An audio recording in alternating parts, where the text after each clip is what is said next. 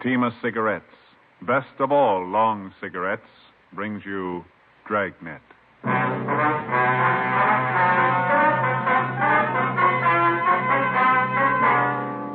You're a detective sergeant.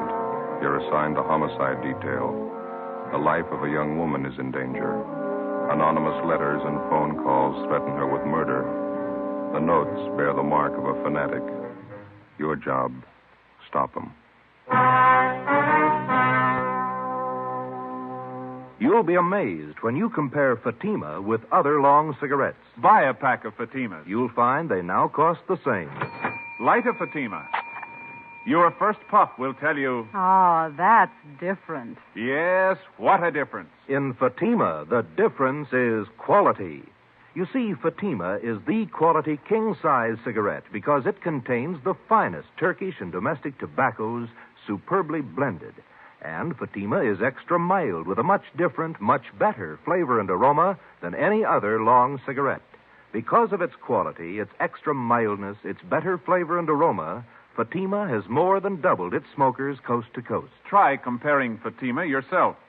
Fatimas now cost the same as other long cigarettes, but your first puff will tell you... Ah, that's different. Yes, in Fatima, the difference is quality. Ask your dealer for Fatima, the quality king-size cigarette. Best of all, long cigarettes. Start enjoying Fatima tomorrow.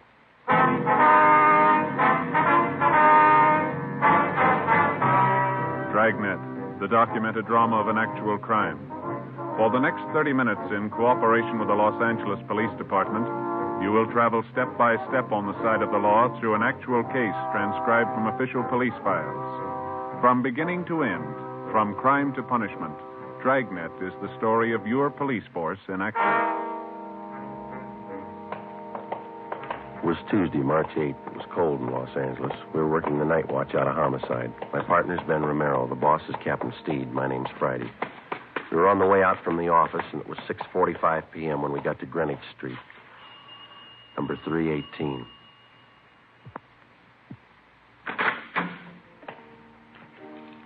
Yes, gentlemen? Police officers. Like to see Dr. Small, please. I'm Reverend Small. Won't you come in? Thank you. Here, let me take your hats, officers. I've been waiting for you. Oh, thanks. My name's Friday. This is my partner, Sergeant Romero. How do you do? I'm glad to know you. How do you do, sir? Hope we didn't interrupt your dinner. Oh, no. The organist, Brother Reber, and I were just running over a few hymns for the service tonight. Would you come this way, please, into the parlor? All right. As I mentioned on the telephone, I'm not much of a detective, but I think something should be done about this matter as soon as possible. Well, we'd like to get a few more particulars first, Reverend. When did you first find out about these threatening letters? Sister Dorothy Wilson, I think I told you about her. She came here to the rectory and showed them to me. She told me she's been getting them for the last 4 days, and phone calls, too. Mm-hmm. How long have you known this Dorothy Wilson? Is she one of your regular parishioners? Well, she first joined my congregation about a month ago. She's been in regular attendance at our services ever since. Is that the church next door, joining the rectory here? Yes, that's right, Sergeant. Second Reformed Church at the Holy Book. I founded it here about 3 years ago, and I've been pastor ever since. Have you ever had this trouble before? I mean, threats against the people who join your church? No, never any trouble at all. I wonder if you have those notes that Miss Wilson's been receiving, Reverend. Yes, right here on my desk. Let me see, Yes, here are the 5 Sister Wilson got. And here are the 2 that I received. I wonder if I could look at them. Yes, surely. Here you are. Thank you. Oh, would you excuse me for a moment? It's about time for Brother Reber to get over to the church. I'd better tell him. Certainly, Reverend. Didn't mean to hold you up. No, not at all. I'll be back in just a moment. All right. What do they look like, Joe? Yeah, let's see. Postmarks here are March 4th, 5th, 7th, 8th. Come from different places around town, according to the postmark. There's Long Beach, a couple from Azusa, Glendale here. No return address on any of them. This notebook paper looks like to me this one. Isn't it to you? Yeah. And there's this other one here. Looks like some kind of wrapping paper. The writing's not too bad. Let's see. According to the postmark, this is the first one they got, I guess. Let me see. Dorothy Wilson. You are a sinner, and you have led a sinful life. Yet you have the nerve to come into our church and make believe you're a Christian. Spelling sure is bad. Yeah. I have been coming to our church for a long time, and it is an outrage to have you praying in our temple. If you don't get out and stay out, I'm going to make sure you're taken care of for good. Look outside. Sister in the Lord. Must be some kind of a fanatic. We better run all these through the crime lab. Yeah. This one, maybe. It's typewritten. Well, here, you read it. It's dated March 6th. Yeah, take this as a warning. Bring your sinful body to our church again, and your blood will run in the aisles. A life can be taken when God demands it. It could be yours. Sorry for the interruption, officers. A few things I had to remind Brother Reber of. Mm-hmm. Have you seen all the letters? Well, we're just checking them over, Reverend. It's certainly a terrible thing for our church. I hope we can keep the matter as quiet as possible. Yes, sir. I noticed two different signatures on these notes. Now, half of them are signed a sister in the Lord. Yes. And the other half are signed it's Brother D.R. Griswold. Yes, that's right. The first letter I got was from this Brother Griswold. His are the typewritten ones. You know anyone in your congregation with that name, Reverend? D.R. Griswold? No, I checked over my list of regular parishioners twice. If there is such a man, I don't know of him. Well, we can run that name through R&I anyway, huh, Ben? Mm-hmm. Do you have any suspicions at all, Reverend? What do you mean, Sergeant? Well, I mean, can you think of anybody in your congregation who might possibly resent this Miss Wilson's joining your church, maybe? Well, no, I haven't had an opportunity to think it over in that light, but I can't imagine anybody in our group writing letters like this. What's her background, Reverend? Do you know much about her? No, she's a quiet girl. She's very religious. Works as a stenographer at an office downtown. Helps support her mother. Will she be at church tonight? Yes, she's here already, helping to set up the chairs for the service. Why, would you like to talk to her? Yes, if we could.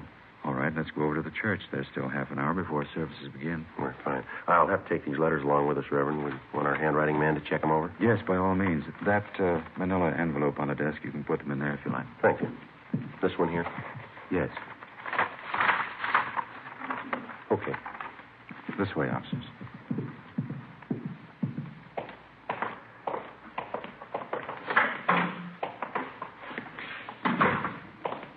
How many members do you have in your church, Reverend Small? 162 regulars. Another 100 or so on the fringe. They attend only occasionally. You mentioned that this Miss Wilson's had threatening phone calls, too. Yes, that's what she told me this afternoon. Man's voice or a woman? Well, Sister Wilson said both. The phone calls usually follow each letter. They identify themselves the same way, Brother Griswold and the Sister in the Lord. Have you received any calls from them? No, I've been half expecting them, but I haven't had any yet. Here, shall we go in? Please.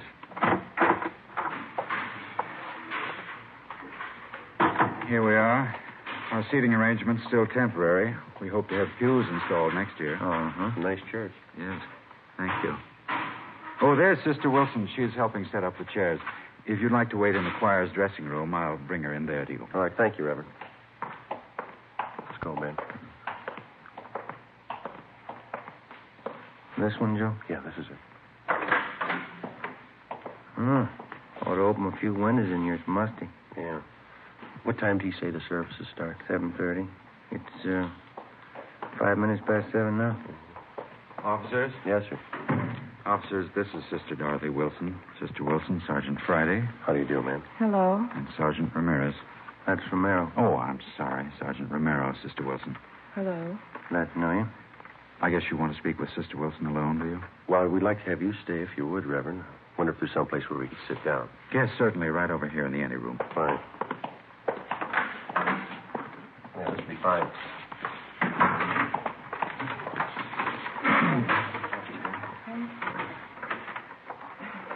Now, Sister Wilson, there's no need to be afraid. These officers are here to help you and to protect you. See that nothing happens. Yes, Brother Small. Hold fast in the faith of the Lord, and you shall not fear. Yes, I will. You want me to tell you all about it, Sergeant, how it started? If you please. Say, is it all right to smoke in here? Yes, of course. Go ahead. You want a chair for a second? No, thank you. No, thanks. Ben? Not right now. Okay, I'll leave it back here if you want. We've already looked over the letters that you received. The Reverend here told us that you got the first one last Friday. Is that Yes, that's right. I've gotten one each day since then. Phone calls, too. Did you recognize the voices making the call? No, I didn't know them at all. The woman's voice was very rough. Sounded like she might be old. Mm-hmm. said some terrible things about me and Brother Small. She called both of us terrible names. Awful. The same with the man who called? Oh, yes, sometimes he's even worse. None of the things they say are true, Sergeant. Not one word. Well, I'd like you to think carefully before you answer this, Miss Wilson.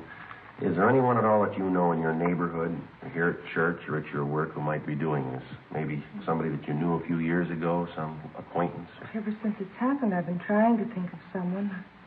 I don't think I've ever met anybody who'd do this kind of thing. Well, how about a former boyfriend or a girlfriend who might be jealous of you for some reason? No. I did have quite a few boyfriends, just casual dates, nothing serious. They were always taking me out, dancing and out to parties. We went everywhere, but I was never interested in any of them. Well, were any of them upset when you stopped going out with them?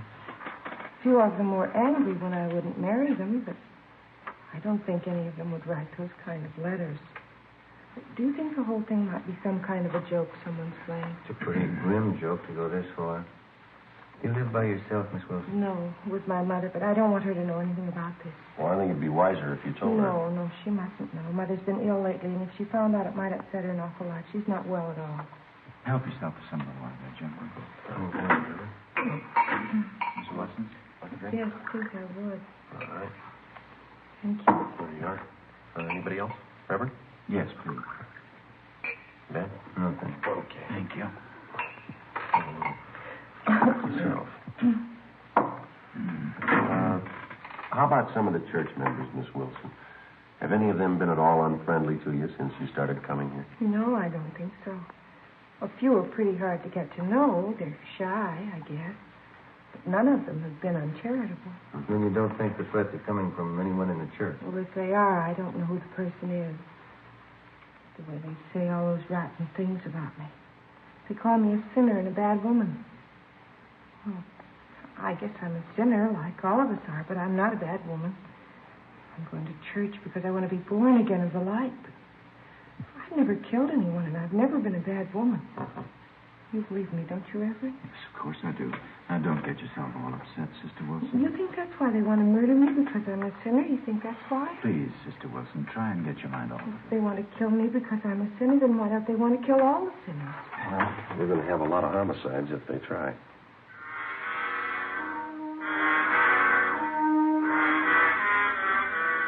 "10 p.m. Together with Sergeants Raines and Bechtel, we tailed Dorothy Wilson to her home. She parked her car at the rear and went inside.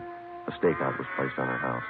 The next morning, we took the threatening letters which the Wilson girl had received and asked Don Meyer in handwriting to check them over. During the next 5 days, we checked thoroughly into the background of Dorothy Wilson. We talked to her relatives, her employers, all her friends, past and present. We had no good reason to suspect any of them. We checked out the people at the church, and they were clear. Both Reverend Small and the Wilson girl continued to receive more threatening letters. Some of the language and the accusations were pretty foul.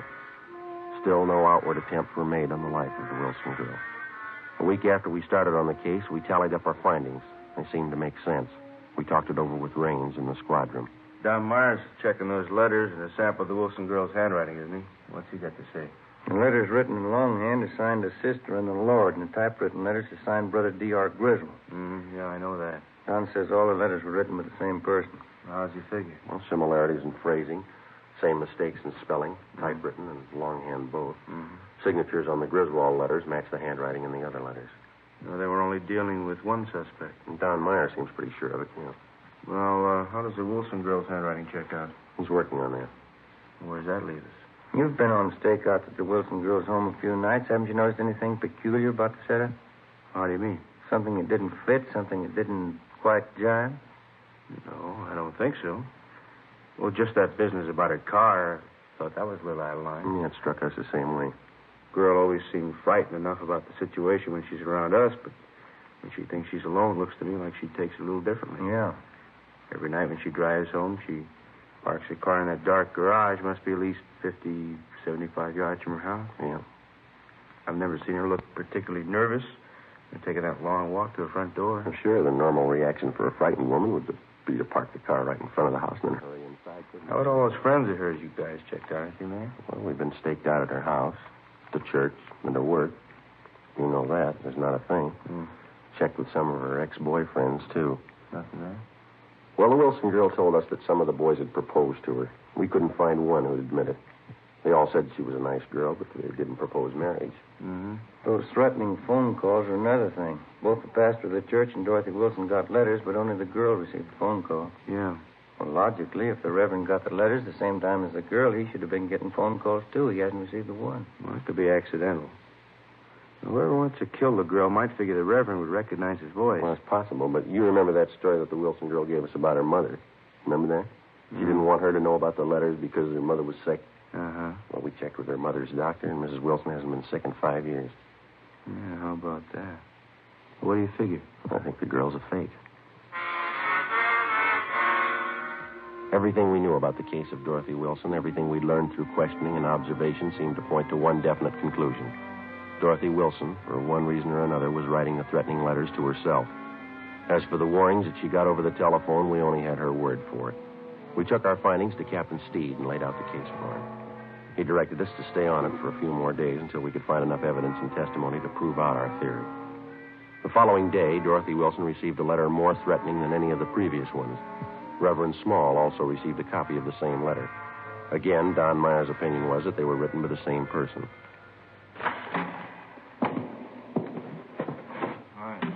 Rains? What's doing? I don't know. Boys got any new theories? What do you mean? On the Dorothy Wilson case. Do we need one? Well, I don't think your old one's going to hold up. Why? What's the matter? She's at Georgia Street. Yeah. Somebody tried to kill her.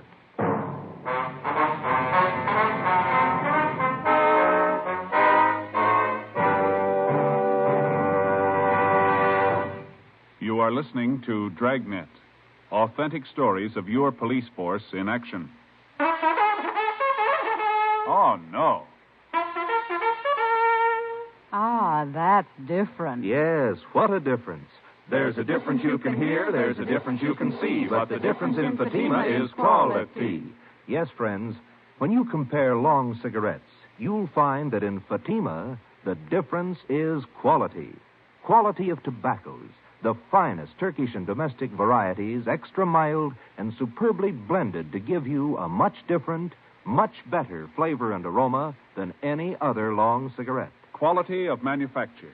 Smooth, plump cigarettes rolled in the finest paper money can buy. Quality even to the appearance of the bright, clean yellow package, carefully wrapped and sealed to bring you Fatima's rich, fresh, extra mild flavor. Fatimas now cost the same as other long cigarettes, but your first puff will tell you... Ah, that's different. Yes, in Fatima, the difference is quality. Ask your dealer for Fatima, the quality king-size cigarette. Best of all, long cigarettes. Start enjoying Fatima tomorrow.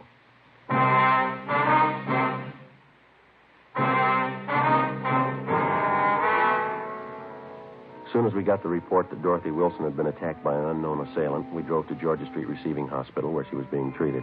Anderson and Bechtel from Homicide were standing by. We talked to the doctor, who told us that the victim had no serious injuries. She had 2 slight bruises on her upper arms and a slight bruise on her forehead. She complained of a headache. While the doctor made out his report, we questioned the Wilson girl. She told us that she'd gone to the Church of the Holy Book at 6 o'clock that night after work.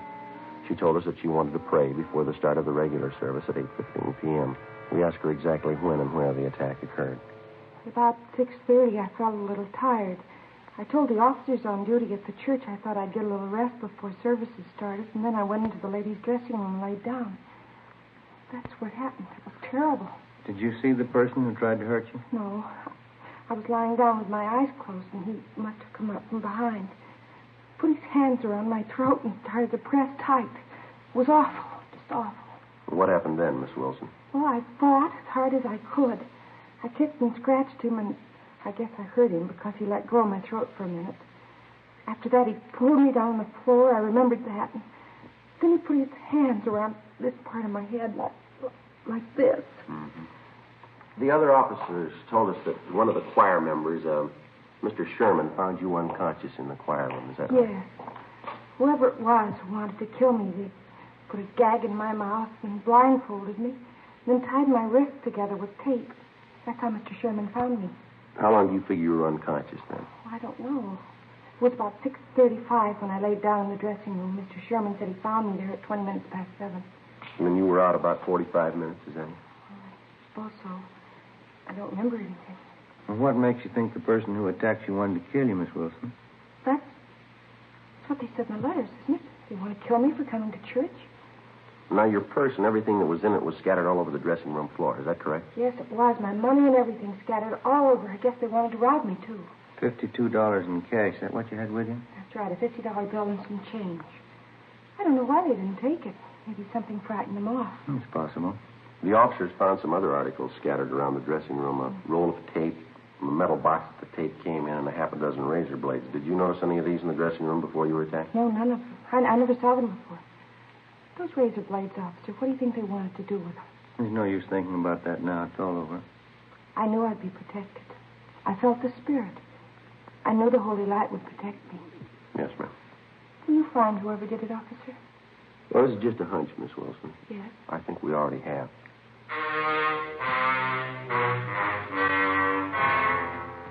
Before we left Georgia Street, we talked to the doctor in charge and got a release for the patient. Dorothy Wilson agreed to drive back with us to the office to make out a crime report. On the way, she seemed to lose most of her nervousness. She was relaxed and she talked quite a bit. Religion's a great comfort to me, Sergeant. I think it's a great comfort to anybody, don't you? Yeah, I do. Maybe I'm different from most girls, but I get an awful lot out of my church. It's like Brother Small says, you have to be born again of the holy light if you really want to live. Don't you think so? That's right. I don't know what I'd do if it wasn't for my religion. No, I used to have a lot of boyfriends. Of course, I don't care for any of them anymore, but when I was younger, they were always taking me out all the time. That's so? Yes, I had a good time when I was younger, going out to dinner, dancing, parties.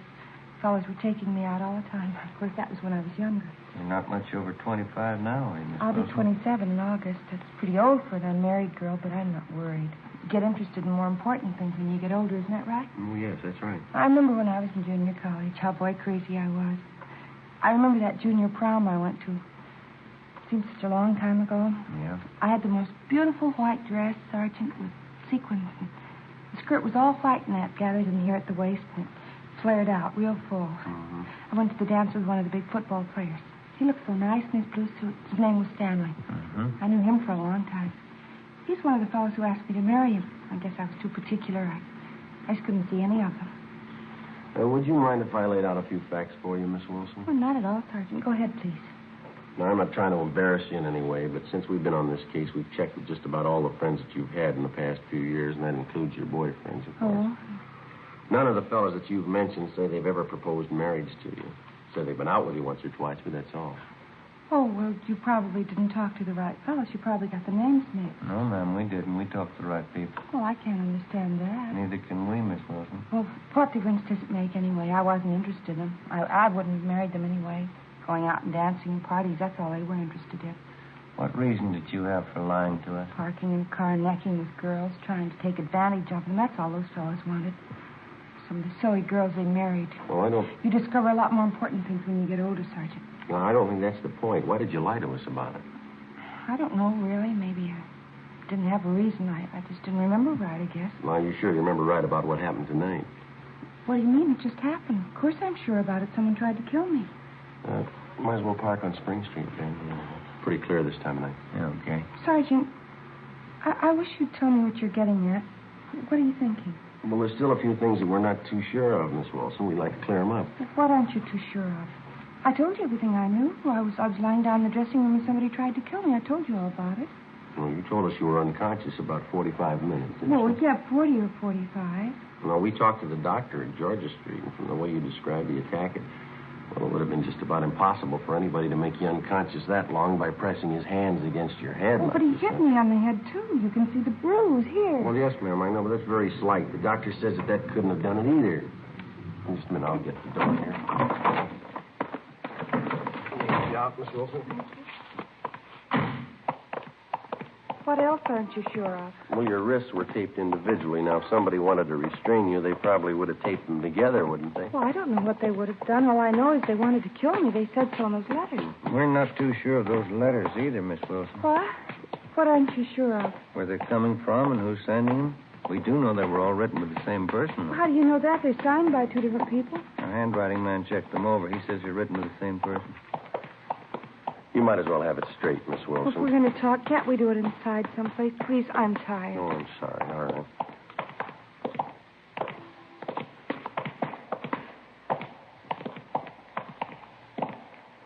Hey, Joe. Yeah. I'll see if Leighton's fingerprints is finished with that stuff. Yeah, I'll bring it along if they are. We'll be in the interrogation room. Yeah, all right. This way, Miss Wilson. A man I know used to be on the police force. Nice fellow. We used to go out all the time together. Oh, that's so. What's his name? Well, that's funny. I don't remember. He's an awfully nice fellow, though. We used to go dancing every week. Mm-hmm. Here we are. Go right ahead. I started questioning Dorothy Wilson, but she wanted to talk about everything except what concerned the case. Dean Bergman and Leighton fingerprints had already checked each article that was found at the supposed scene of the crime. The Wilson girls' prints were all over them. Did you write those threatening letters to yourself, Miss Wilson? I don't understand. Why do you ask me something like that? Did you write the letters to yourself? You know that's not a fair question, Sergeant. I don't know what you consider fair, but we'd like to know, did you write the letters? Do you know what it is to pray, Sergeant? I mean, really pray? What's that got to do with it? I've been praying all my life. I've been praying hard. Ever since I was a little girl. We'd like to have your answer our question, Miss Wilson. I think you'll understand. This is the answer, Sergeant. I can feel the Holy Spirit in my heart. I know you'll understand. Yes, ma'am. I've been praying for an awfully long time, Sergeant. When I was a little girl, 6 years old, I was praying. Night and day I said my prayers, but there never seemed to be any answer. I never could understand it because I only prayed for one thing. I didn't think it was too much to ask. What was that? I wanted people to know me, Sergeant. Hmm? I wanted people to know me and like me, that's all, but it never seemed to happen, even when I was a little girl. Don't think I quite follow you, miss. You've got to understand me. Nobody else does. From the time I was a little girl, 6, nobody ever seemed to care if I was around or not. I always tried to make friends, tried to make people like me. I tried very hard, but nobody seemed to care. Nobody even noticed me. Nobody ever noticed me. You mean that's why you wrote those threatening letters to yourself, so that you'd be noticed? I wanted somebody to care about me, that's all. I wanted them to know who I was. Dorothy Wilson. I wanted to walk down the street and have people nod and have them say, that's Dorothy Wilson. And there goes Dorothy Wilson. Just for somebody to care, that's all, Sergeant. Just for somebody to care. Well, then the whole thing's purely your imagination. You wrote the letters to yourself, and you pretended somebody attacked you. And all the rest. God told me to do it, Sergeant. He told me to make myself noticed. To stand up and make people know me. I'm sorry for it now, but it didn't hurt anyone, did it? Well, ma'am, you had an awful lot of people working for nothing. Oh, I'm sorry. It was so nice while it lasted. People looking after me, caring about where I went, what happened to me. It's the first time anybody ever really noticed me. It was that important to you? People knew who I was. Dorothy Wilson. They all noticed me. I feel better now that it's over. Oh, there's one thing I've got to tell you, Sergeant. Yes, ma'am. Remember driving here in the car I told you about that junior prom I went to? Mm-hmm. That time I had a beautiful white net dress with a full skirt, the beautiful new white dress. Mm-hmm. Yes, ma'am, I remember. What about it? Well, it was really pink organdy, an old dress. I knew you'd find out. That's why I had to tell you. Yeah. I didn't want you to think I was a liar.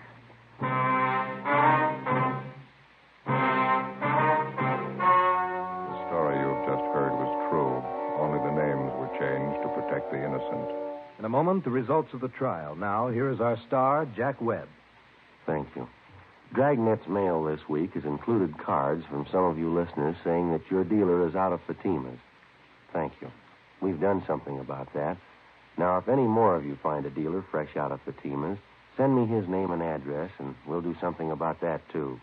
Write me, Jack Webb, Post Office Box 951, Hollywood. And, Mr. Dealer, don't wait a day. Step up your orders for Fatima.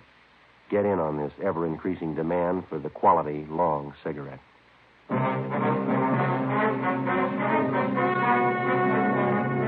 By her own admission, Dorothy Wilson was guilty of filing a false crime report, a misdemeanor. She was released into the custody of her mother. You have just heard Dragnet, a series of authentic cases transcribed from official files. Technical advice comes from the Office of Chief of Police W.H. Parker.